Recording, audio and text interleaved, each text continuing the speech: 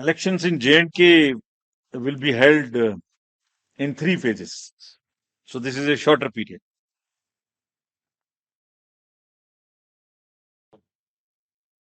This is a much shorter period, much shorter than even the parliamentary elections, which were 5. 20th of August, just the next day of the Amarnath Yatra being complete, the 19th, would be the date of notification for the first phase.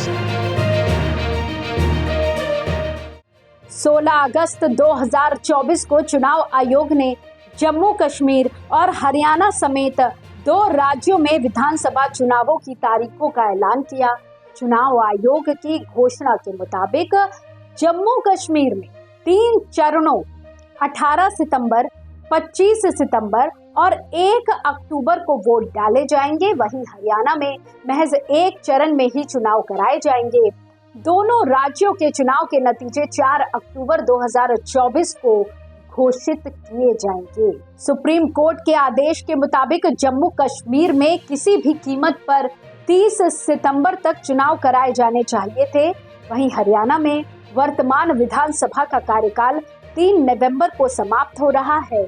ऐसे में लोगों के जहन में एक सवाल उठ रहा है कि कई बार से हरियाणा और महाराष्ट्र के चुनाव एक साथ कराए जा रहे थे, लेकिन अब की बार चुनाव आयोग ने महाराष्ट्र विधानसभा के चुनाव को एक साथ नहीं कराने का फैसला क्यों लिया? आपको बता दें कि चुनाव आयोग ने महाराष्ट्र में विधानसभा का चुनाव इन राज्यों के चुनावों के साथ नहीं कराए जाने को लेकर दलील भी पेश की। चुनाव आयोग ने बताया कि इस दौरान महाराष्ट्र में त्योहारी सीजन होता है, साथ ही 2 राज्यों में एक साथ चुनाव कराए जाने की वजह से सुरक्षा का मुद्दा भी है। सिक्योरिटीज फोर्सेस की कमी हो सकती है। इसके अलावा अभी बारिश की वजह से चुनाव आयोग के अधिकारी महाराष्ट्र की परिस्थितियों का जायजा नहीं ले पाए हैं। लेकिन चुनाव आयोग की ये दलीलें कितनी उचित हैं?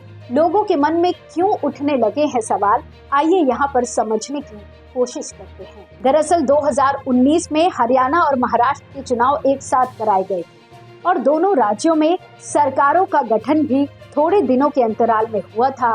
हरियाणा में वर्तमान विधानसभा का कार्यकाल 3 नवंबर को समाप्त हो रहा है। वहीं महाराष्ट्र वर्तमान विधानसभा का कार्यकाल 26 नवंबर को समाप्त हो जाएगा। अब सवाल ये है कि दोनों राज्यों की विधानसभा का कार्यकाल समाप्त होने में 23 दिनों का अंतर है। इतने दिनों के अंतर के एक राज्य में विधानसभा चुनाव की तारीखों का ऐलान कर दिया गया और दूसरे राज्य के लिए वजह बताकर चुनाव आयोग ने पल्ला झाड़ लिया। महाराष्ट्र विधानसभा चुनाव की तारीखों के ऐलान को लेकर चुनाव आयोग ने स्वतंत्रता दिवस के एक दिन बाद ही पेश की है। 15 अगस्त को प्रधानमंत्री नरेंद्र मोदी लाल किले पर झंडा फहराने के बाद देश को किए गए संबोधन में बोले कि 1 नेशन 1 इलेक्शन से देश आगे बढ़ेगा। बार बार चुनावों में जाने की झंझट खत्म हो जाएगी। इससे कम खर्च करना पड़ेगा और पैसा बचने पर उसको विकास कार्यों में लगाया जा सकता है। अब सवाल ये है कि क्या चुनाव आयोग प्रधानमंत्री मोदी से बड़ा हो गया है? उनकी इच्छाओं पर अपनी मुहर नहीं लगा पा रहा है या वो पीएम के भाषण से अलग पार्टी के दिशा निर्देशों के मुताबिक चल रहा है?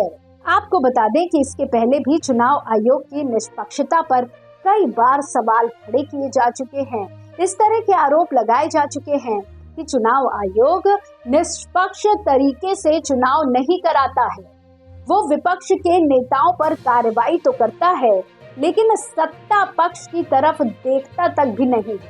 इसके अलावा चंडीगढ़ में मेयर के चुनाव में चुनाव आयोग के अधिकारी ने क्या कारनामा किया था, जिसे कैमरे में कैद होने के बाद पूरे देश ने देखा था। मामला जब सुप्रीम कोर्ट पहुंचा तो सर्वोच्च अदालत ने सारे सबूतों को देखने और जांच करने के बाद विजयी घोषित किए गए प्रत्याशी के अधिकारों पर रोक लगाकर चुनाव को कैंसिल करके फिर से चुनाव कराए जाने का आदेश दिया, जिसके बाद चुनाव होने पर दूसरी पार्टी का प्रत्याशी चुनाव में जीत हासिल किया।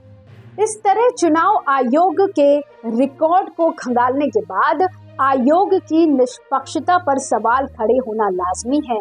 माना जा रहा है कि जिन 2 राज्यों के लिए चुनाव की तारीखों का ऐलान किया गया है, उसको भाजपा अपने लिए मुफीद मानकर चल रही है। चुनाव आयोग के इस तरह के रिकॉर्ड को खंगालने के बाद आयोग की निष्पक्षता पर सवाल खड़े होना लाजमी है।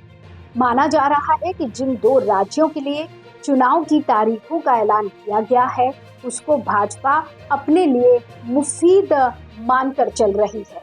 भाजपा को ऐसा लग रहा है कि लोकसभा चुनावों में हरियाणा में उसको 5 सीटों पर जीत हासिल हुई थी, जिसके आधार पर शायद अब की बार भी उसे बहुमत मिल जाए। अगर इन दोनों राज्यों के नतीजे भाजपा के उम्मीदों के मुताबिक उसके फेवर में आते हैं, तो उसको वो इस तरह से प्रचारित करने की कोशिश करेगी कि प्रधानमंत्री नरेंद्र मोदी का जादू अभी कायम है। हरियाणा और जम्मू कश्मीर में जीत मिलने पर वो पूरी तरह से महाराष्ट्र के चुनावों में भुनाने की कोशिश करेगी, जबकि महाराष्ट्र की स्थिति भाजपा के लिए बहुत नाजुक हो गई है। महाराष्ट्र की राजनीति को समझने वाले विश्लेषकों का मानना है कि महाराष्ट्र में भाजपा और उसके सहयोगी दलों की स्थिति काफी कमजोर हो चुकी है। भाजपा के बारे में तो यहाँ तक कहा जा रहा है कि वो अपनी आधी सीटें अब की बार के विधानसभा चुनावों में हार सकती है। इसके अलावा अजीत पवार की एनसीपी का बहुत बुरा हाल है। अजीत पवार को महाराष्ट्र की जनता धोखेबाज के तौर पर देखने लगी है। कमोवेश यही हाल महाराष्ट्र के मुख्यमंत्री एकनाथ शिंदे की शिवसेना का भी है। लेकिन हरियाणा और जम्मू कश्मीर में उम्मीदों के मुताबिक नतीजे आने पर भाजपा इसको जोरदार तरीके से महाराष्ट्र में भुनाने में लगेगी, जिससे उसे उम्मीद है कि शायद कुछ असर पड़ जाए और हार भी हो तो सम्मानजनक हार हो, बुरी हार नहीं होनी चाहिए। वहीं महाराष्ट्र की राजनीति में गहरी पकड़ रखने वाले जानकारों का मानना है कि महायुति की सरकार किसी भी हाल में सत्ता को गंवाना नहीं चाह रही है, जिसकी वजह से वो राज्य में कई कल्याणकारी योजनाओं की घोषणा कर रही है। अभी हाल ही में राज्य सरकार ने मध्य प्रदेश की तर्ज पर लाडली बहना योजना की शुरुआत की है, जिसकी पहली किस्त जारी की गई है। जल्द ही दूसरी किस्त भी रिलीज की जानी है।